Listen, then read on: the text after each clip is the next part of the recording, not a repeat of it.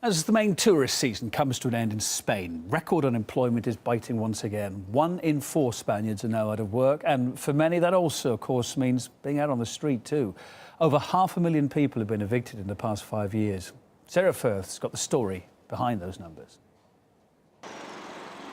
The picture of suburban bliss. But glance a little closer and the cracks start to appear. Take a look around you and what do you see? It's a nice building in a relatively affluent part of the country north of Madrid.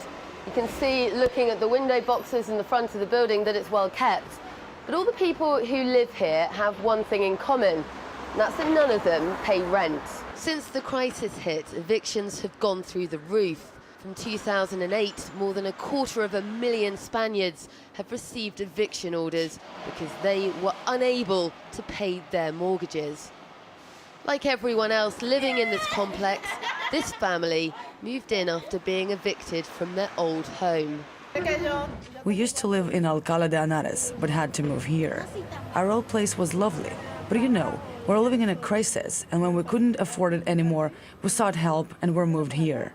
The family received the support of a protest movement that helps people who've lost their homes or can no longer afford to pay rent. They helped place the family in a flat here. The flat they live in now, like the whole development, is just one of many properties that since Spain's housing bubble burst have been standing empty. The developer of these properties is fighting a legal battle, but lawyers working with the protest movement are determined to fight back. One of the reasons for the creation of this organisation was a tsunami of evictions, a wave of economic crisis.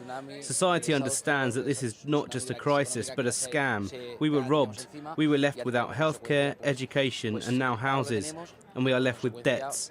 And yet the banks are full of money, all gathered from struggling taxpayers.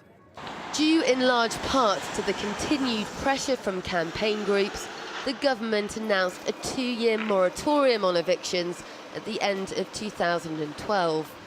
But many families here feel the emergency legislation doesn't go far enough and that they're left fending for themselves. We all want to get water and electricity. We don't have it here.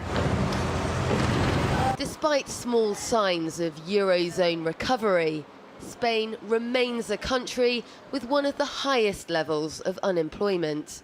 And with more than 1 in 4 people in the country out of work, the families fighting to remain here, rent and mortgage-free, could well have some new neighbours very soon. Sarah Firth, RT, Spain.